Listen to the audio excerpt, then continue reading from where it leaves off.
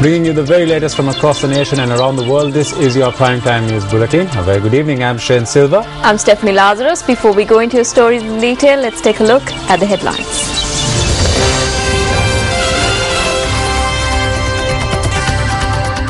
A fitting curtain call. Mahela Jayawardene bids farewell to Test cricket. Chairman of the Colonava Urban Council remanded on charges of assaulting the Deputy Chairman of the Council. Operations commence from today to seize illegal firearms in the Western Province. Minister Nimal Siripal de Silva remarks on criticism.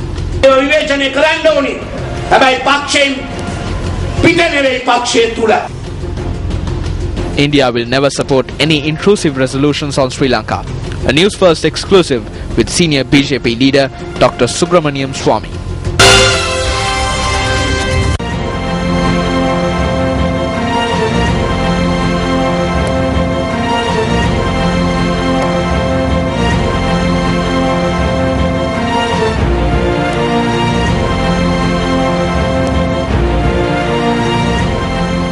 One of the most elegant stroke players in Test history bid farewell to a glittering Test career today at the SSC. Spinner Rangana Herath scripted a perfect farewell to Mahela Jayawardene as Sri Lanka secured a 105-run win in the second Test against Pakistan and also clinched victory of the series 2-0.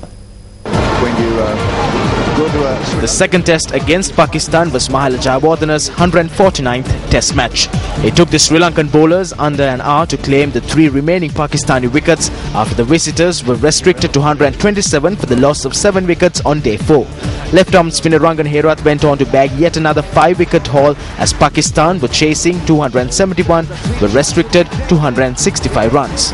Rangana Herath, who notched up a total of 23 scalps in the second Test series, also surpassed the record for most Test wickets in the second match series, which was earlier held by Muthaiya Muralidharan. Herath also picked up the Man of the Match and Man of the Series awards as well. It's Rangana Herath with 5 wickets collision, and well, thankfully Sri Lankans are beaming with smiles because they won These are great pictures. These are stunning pictures. The one the game loved.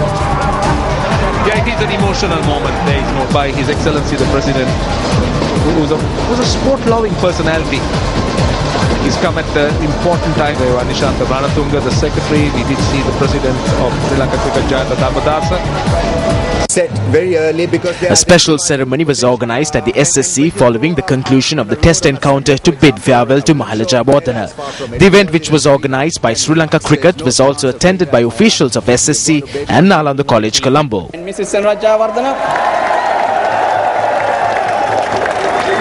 Thank you everyone for being a strength to me throughout these years.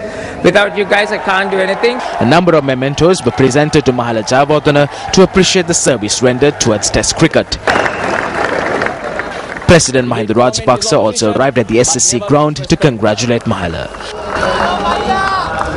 Most successful. It was the President who presented Mahela with a special token created by Sri Lanka Cricket.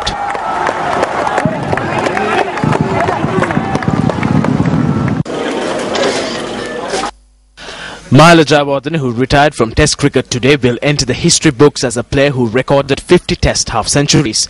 Addressing the post-match media briefing, Jayawardene explained why he was proud to have represented Sri Lanka. I respect this cap that I am wearing. The entire team values this. We do not give this cap to anyone easily. Our Test number is placed inside this cap. I have been using this cap for the past 15 years. That is why it is worn out. You cannot even touch Sangar's cap, it is in such a bad state. But he still wears that cap when he plays. We have a lot of respect for this cap. I think that is why we wore it here today as well. This is the last time that I will be able to wear it. This cap has a special place in my house. I will keep it there. I think this will hold great value for players in the future as well. Mahela, I believe that in terms of the sport, you had a happy beginning and you now have a happy ending. But outside the field, are you truly happy about leaving Test cricket?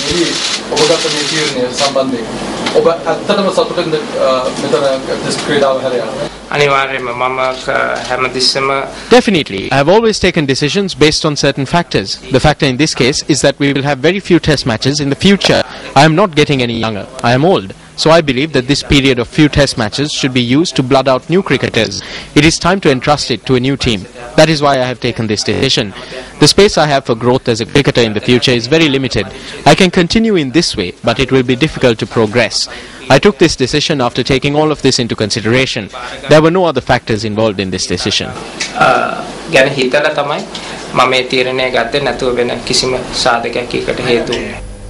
Sports First takes a look back at the illustrious career of Mahela Jayawardene. Born on the 27th of May 1977, Denagamage Prabodh Mahela de Silva Jayawardene first displayed an interest towards cricket while at Nalanda College in Colombo. Jayawardene, who went on to play for the SSC, was later included in the national team and became the 69th player to represent Sri Lanka in a test match. When I used to stand near the gate to give his cricket bag, teachers used to tell me that other mothers complain that because of sports, students do not learn. But I say it is the other way around. When we identified his talent, my husband and I decided that we should allow him to develop his skills.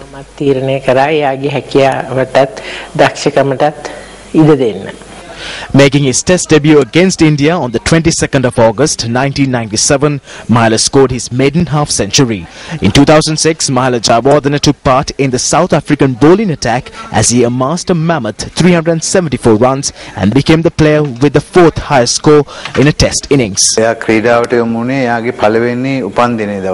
He became interested in sports on the day of his first birthday. I gave him a plastic bat and ball and taught him to hold it correctly as well as the proper stance.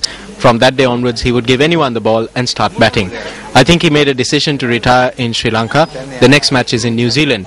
There was no point in going to New Zealand and then retiring. He does not have to think about that match. He made the right decision at the right time.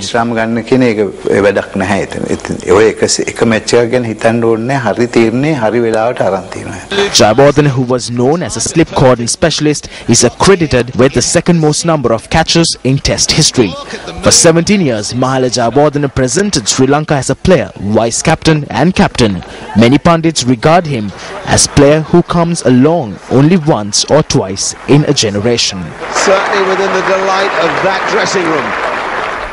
Jayawardene, who drew stumps on his test career, amassed a total of 11,814 runs in 149 appearances. He is currently ranked 7th in the leading run scorers list in test matches. The Gypsies band created this song in honor of Mahela Jayawardene, who has long served Sri Lanka as a great ambassador to the game that we all love. Samu arangiyat Oba amataka venne ne Oba cricket love Padaskam mekenne ne Ada me mohote danena duka nivenne ne Api kavadavat Oba amataka karanne ne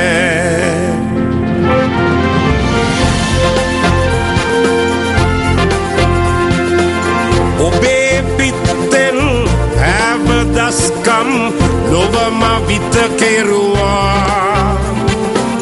Cricket loke sadanu mekena namak oba tabuwa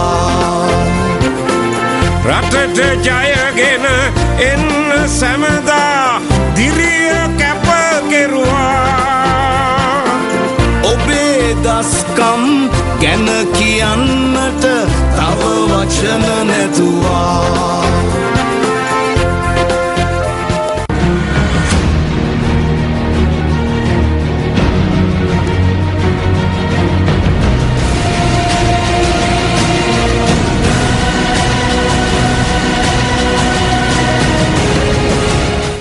Now turning our attention to one of our headline-making stories, the chairman of the Kolanava Urban Council, Ravindra Udyashanta, who is accused of assaulting the council's deputy chairman, was remanded today after being produced before the Colombo Magistrates Court. According to a complaint lodged with the police, the assault is said to have taken place when the deputy chairman of the Urban Council has been putting up posters against the chairman. The complaint further notes that the chairman was in possession of a firearm when the assault was carried out. The chairman, who was due to be arrested following the incident, handed himself over to the courts through President's Counsel Jayanta Veerasinghe. Additional Magistrate Nirosha Fernando placed the chairman in remand custody until the 22nd of this month. Furthermore, notice was issued to the police calling on them to appear before the court on the 22nd of this month, and the police, who are the complainants, did not appear before court today. The police say they have launched a special operation to seize illegal firearms in the Western Province. The police media spokesperson SSP Ajit Rohana says that the operation has been prompted by a spate of recent incidents involving firearms in Colombo and surrounding areas over the past several days. 2 people have been gunned down in separate incidents over the past 2 days, while 2 others were injured. 2 unidentified persons on a motorcycle in Batevela, Ranala shot and killed 1 person and injured a youth. The shooters had arrived at the location at about 8:45 p.m. last night while a religious program was underway and had opened fire with a T-56 assault rifle. The police say that one of the victims died upon admission to the Navagamo hospital, while the injured youth is being treated at the National Hospital in Colombo. The deceased has been identified as Hetya Rachige Deepthi Pradeep, a 28-year-old resident of Batevela, Ranal. My son was shot after he had held a dansala and the crowd had left following a puja ceremony.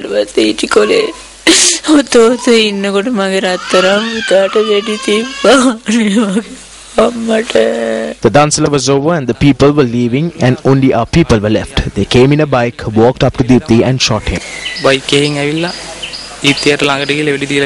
The injured youth is a 19-year-old resident of the same area. The body of the deceased has been placed at the police mortuary in Colombo for further examination. The motorcycle used by the shooters was found abandoned in a sparsely wooded area in the vicinity. A 25-year-old youth was shot and killed at a barber shop on Telawala Road in Ratmalana last evening with the use of a T-56 assault rifle. The youth has been identified as Ellawalage Yamal Yasanta Beratna. His body was to be brought to his wife's residence in Polgasovita. He did not say anything to me. He wouldn't even let me harm a flea off a dog's back. A 16-year-old boy was injured in a drive-by shooting by a group of persons near a fruit shop in the Salamulla area in Vallampitia. The boy is being treated at the accident ward of the Colombo National Hospital. The individual who was killed in Ranala, Navagamo is a person who was previously imprisoned in connection with a murder and freed. There have been no criminal connections found in the case of the person who was shot and killed in Mount Lavinia. As far as we know, he appears to have been a very innocent and peaceful person. Investigations are ongoing. No criminal connections have been found in the case of the person who was shot in Kolonava either.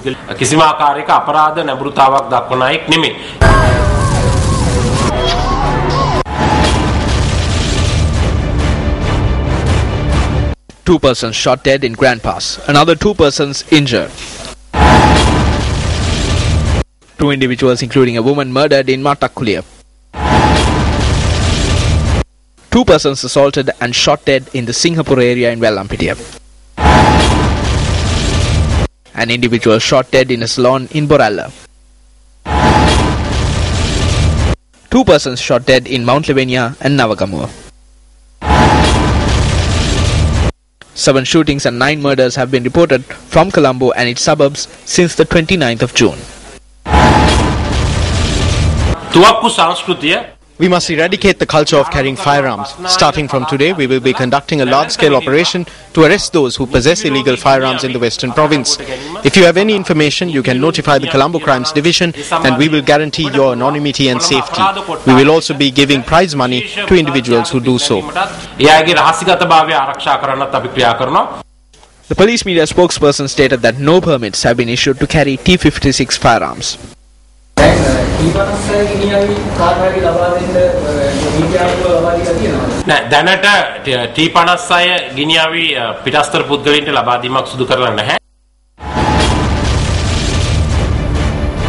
Before we go into a short commercial break, here's what's coming up on the news tonight. U.S. National Guard deployed to Ferguson, Missouri as protests over killing a black teen escalate. A comprehensive report coming up on the Newsfirst International Desk. Welcome back to the news. Professor G.L. Peiris, the Minister of External Affairs, says the international inquiry into Sri Lanka is a travesty of justice. He made this statement at the Defence Seminar 2014. Defence Seminar 2014 is a fourth in a series of annual forums organised to discuss Sri Lanka's post-conflict recovery and diverse challenges facing the nation.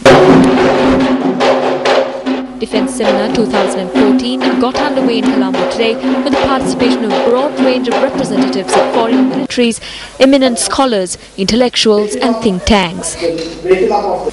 Secretary to the President Lalit Veeratunga, Treasury Secretary Dr. P.B. Jayasundara and Army Commander Lieutenant General Dayapat Nayaka, under whose direction this year's forum was organised, were among those who addressed the seminar this morning. Defence Secretary Gotabaya Rajapaksa, on whose conceptual notion the conference was initiated, was also present at the seminar. There are no circumstances in which this country will be subjected to an international investigation. This is no objective investigation at all. It would therefore be a dereliction of public trust on the part of the elected government of this country to acquiesce in what purports to be, but indeed is not, a proper international investigation. Nobody will be able to filter this evidence to decide what its probative value is. It is not an inquiry at all. It is a travesty of justice. If reconciliation is to be achieved, it must be the result of a local process, a domestic, a homegrown, homespun process. Dr. Subramaniam Swamy, Senior Indian Governing Alliance leader and chairman of the BJP's Strategic Action Committee, say the Indian government will never support any intrusive resolution on Sri Lanka. In an exclusive interview with Newsfirst, Shami Rasuldeen on the sidelines of a defence summit in Colombo, Dr. Swamy also highlighted the importance of achieving reconciliation. The Janata Party led by you joined hands with the BJP in the year 2013. How do you view the progress made by Sri Lanka following the conflict 5 years ago?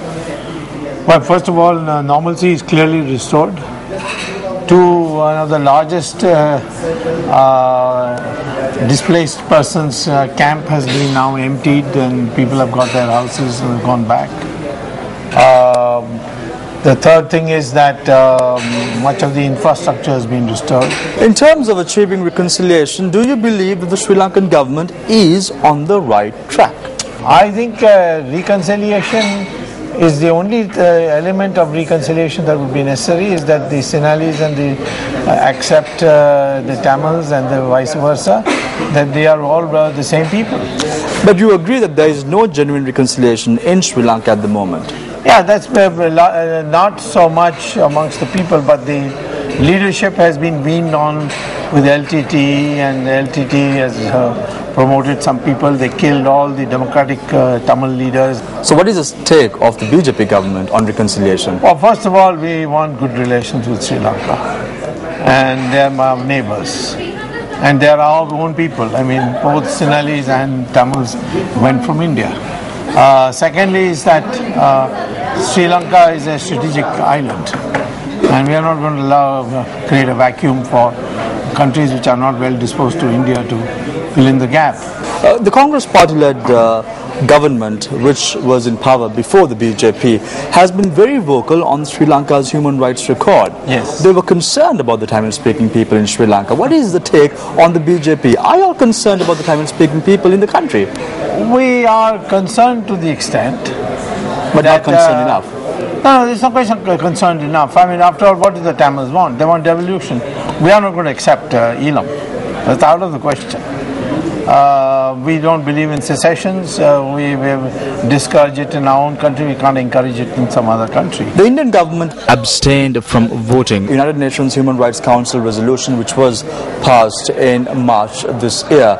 Come March next year, 2015, what would be the position of the Indian government? Well, if it's going to be an intrusive resolution, we'll vote against it. You will not vote, you will not abstain? No. If they say that we have to go investigate, go to Sri Lanka is not cooperating, those things we will not accept.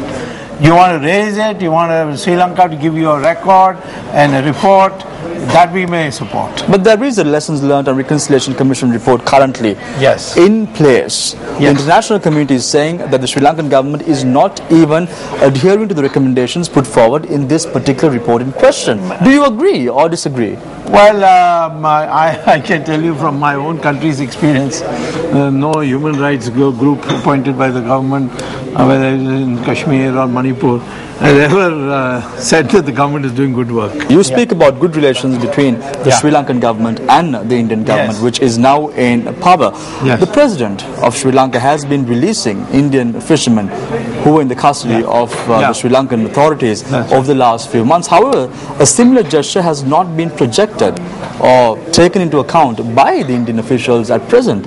Where is this relationship standing at the moment? Well, I'll tell you one thing.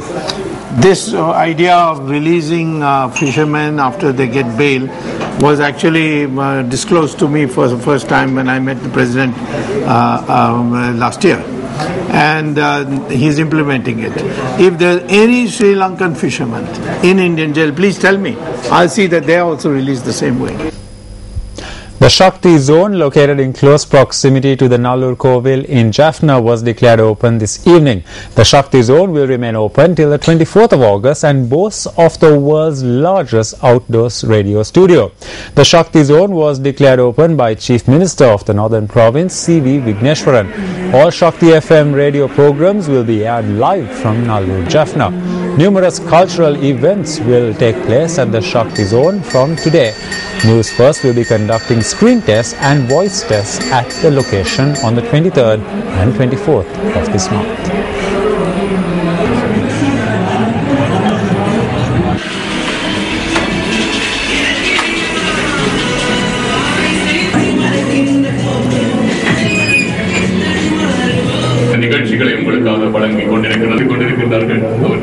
Now, speaking at an event held in the Cod Bay Fisheries Port in Trincomalee today, Minister Rajitha Senaratne expressed the following views.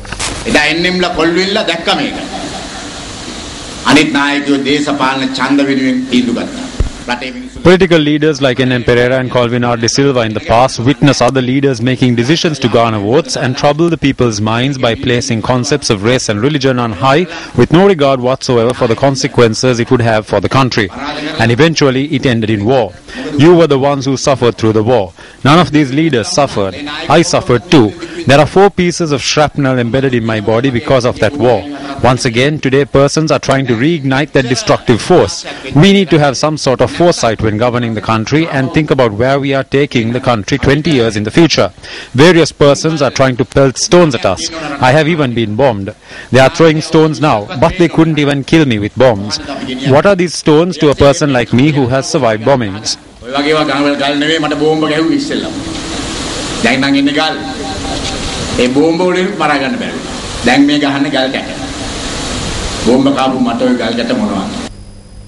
The SLFP Agalawatta Electoral Balamandala meeting was held yesterday. Minister Nimal Siripala De Silva expressed these views during the meeting.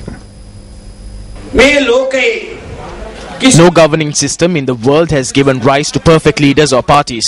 Probably you approve 99% of the politicians here, however you might not approve 1 or 2%. There may be criticism about the party. You must express those criticisms within the party, not outside it. The Sri Lanka Freedom Party does not consist of yes men. Up next is our special segment, Battle for Uwa.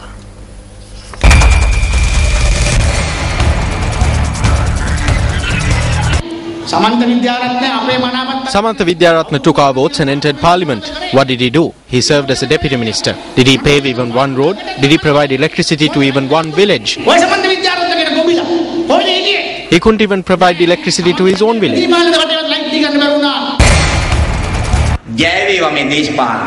Long live this political system. Who makes laws? The parliament. Take a look at the laws they passed. There are taxes payable when you buy a motorbike or a 3-wheeler. When we become parliamentarians, there are no taxes. This is what you call a bright future. And this is what you call a miracle.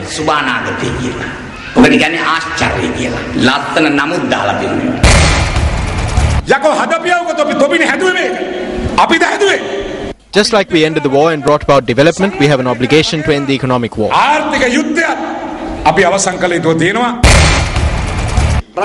There is no development in the country and the government has failed to quell your hunger as well. This provincial council has failed to do this. A girl dates a guy but they can't get married because they don't have a place to live. Our children have nowhere to live. They spend millions of public funds to create 9 palaces around the country. We have a leader who is maintaining palaces in the country.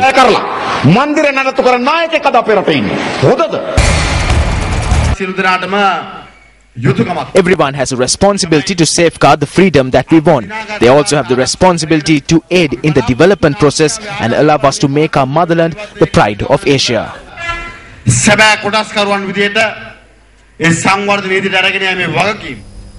Residents from the bark apple plantation in Nawalapitiya engaged in a protest today. The protesters demanded that a solution be provided to the threat posed by leopards who venture out of reserves located in close proximity to the plantations.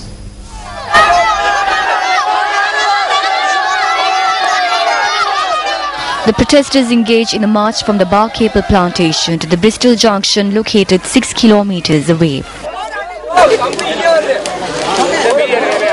They charged that the threat of leopard attacks on human lives and domestic animals have increased. The husband and the daughter of a woman who died in a leopard attack last month also took part in this protest. A correspondent stated that the demonstrators dispersed after a few hours. Meanwhile, carcasses of 2 water buffaloes who were attacked by leopards were seen in the vicinity of the plantation. Action TV is up next.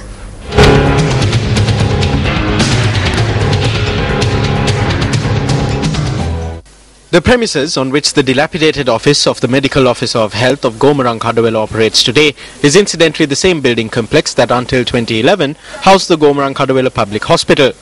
While the buildings were about 59 years old when the hospital was relocated, there were no prevailing issues in administering treatment at the hospital. Against this backdrop, the hospital was relocated about half a kilometre away under the new town plan for Gomarang Kadawela. The planning was such that the hospital was relocated after bulldozing a section of the public cemetery in Gomarang Kadawela. As such, since the 23rd of April 2011, the Gomarang Kadawela Public Hospital and the public cemetery have been located at the same premises. A sum of 40 million rupees was spent on the construction of the Gomarang Kadawela Hospital. It is evident that in spending this money, the Eastern Provincial Council has allowed the contractor to work as per his whim and fancy.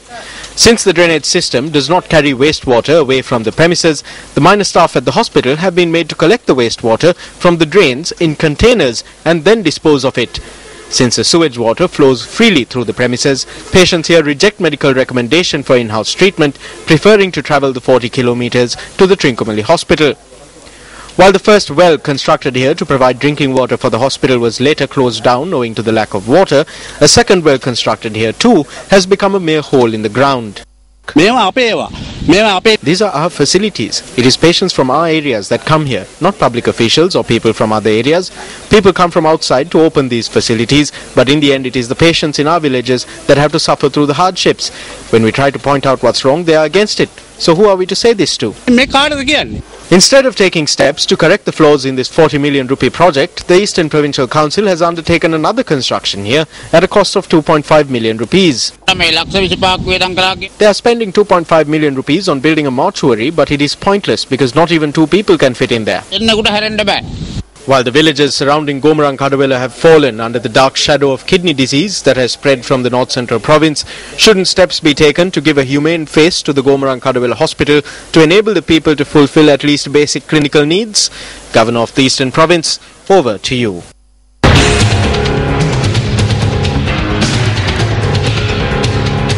If an individual is unable to spend 3,924 rupees a month to sustain his basic needs, he or she is considered poor. The Department of Census and Statistics has been able to calculate this figure using their latest data and techniques. the Department of Census and Statistics utilizes the poverty line to identify those who are living in poverty. The calculation takes into account a person's expenditure on food and other basic needs per month. According to the latest statistics revealed by the Department of Census and Statistics, by the end of the month of July, the standard poverty line stood at 3,924 rupees. An individual who is unable to earn a monthly income of 4,000 rupees in 9 districts including Colombo, Kampaha, Kalutara and Nuwara can also be considered as someone who lives below the poverty line. However, in areas such as Badulla, Monragala, Anuradhapura, Hambantota and 9 other district persons who are unable to earn between 3,771 and 3,900 rupees are considered poor. Up next is our special segment, A Better Tomorrow, where we take a look at development initiatives across the country.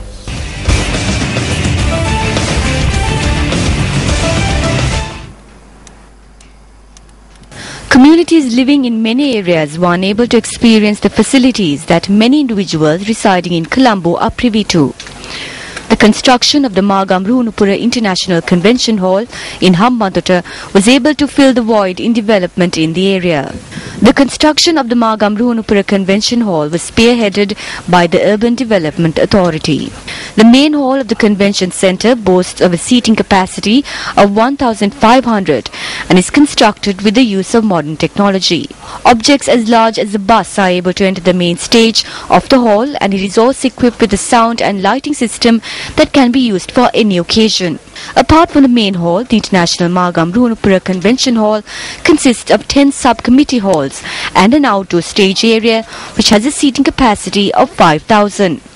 The convention centre was opened in line with the inauguration of the Commonwealth Youth Summit, which was held last November, and can be considered as a valuable asset to the future generation.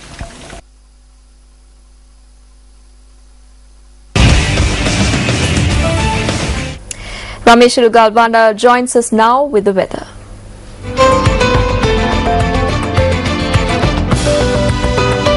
Good evening and welcome to Weather First. Let's take a look at the weather forecast for the next 24 hours. Now, the Met Department predicts intermittent showers and a possibility of thunder showers in a number of areas, including the western, Sabaragamuwa and central provinces, as well as in the Gaul and Mathura district. Now, thunder showers could be expected in a number of the coastal areas around the country, accompanied by temporary localized strong winds.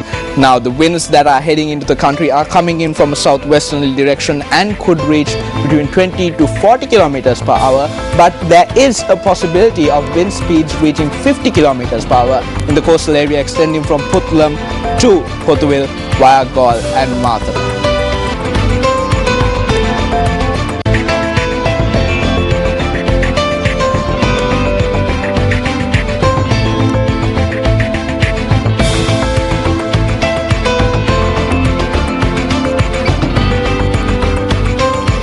As humanity has progressed rapidly in terms of technological advances and social perceptions in the past several decades, photography has served to capture some moments that truly brings us a feeling of nostalgia and maybe even longing. We leave you tonight with a selection of images that truly portray the notion of old school cool. I'm Shen Silva. I'm Stephen Ladras. Take care and good night.